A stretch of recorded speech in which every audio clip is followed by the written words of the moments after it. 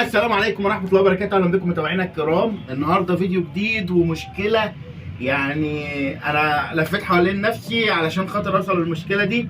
هي مشكلة سهلة بس هي حاجة ما تتوقعهاش. الطبعة اللي معانا النهاردة برو 400. المشكلة فيها إيه؟ وتفاصيل المشكلة وحل المشكلة إزاي بعد الانترو.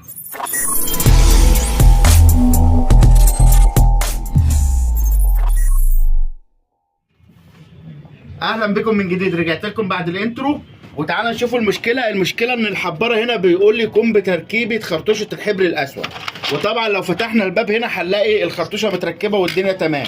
هنطلع الخرطوشه وهنبص على التلامسات تحت بتاعه الحباره اهيت تمام. التلامسات سليمه وما فيهاش اي مشاكل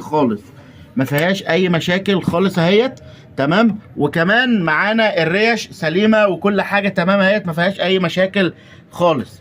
طيب نيجي نحط خرطوشه الحبر زي ما انتم شايفين كده اهوت.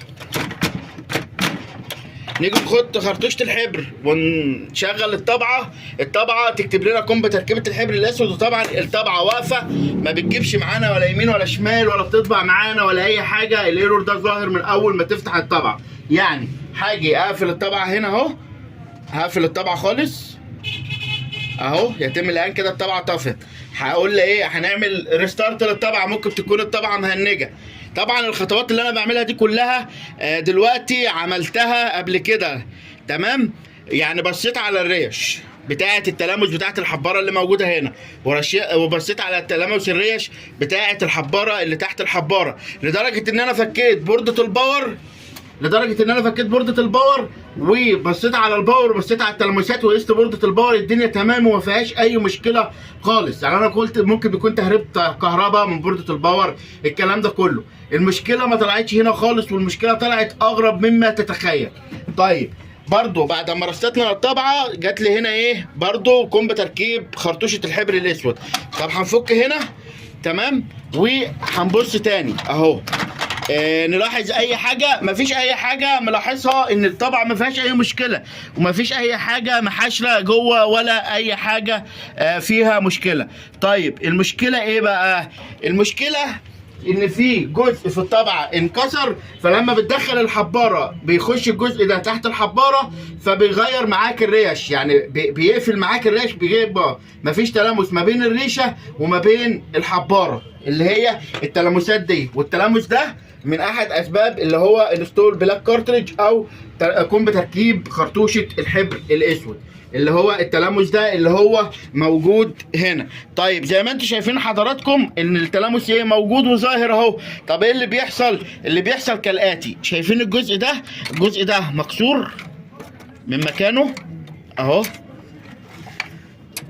تمام. الجزء ده زي ما انتم شايفين اهو، ده مكسور من مكانه، متكسر من مكانه اهو تمام. فهو ده اللي بيعمل المشكله كلها. طيب ايه اللي يثبت كلامي؟ طب تعالى نجرب بقى. بعد ما شلنا الجزء ده هنحط الحباره هتدخل معانا وهترتاح خالص، وهنقفل الباب.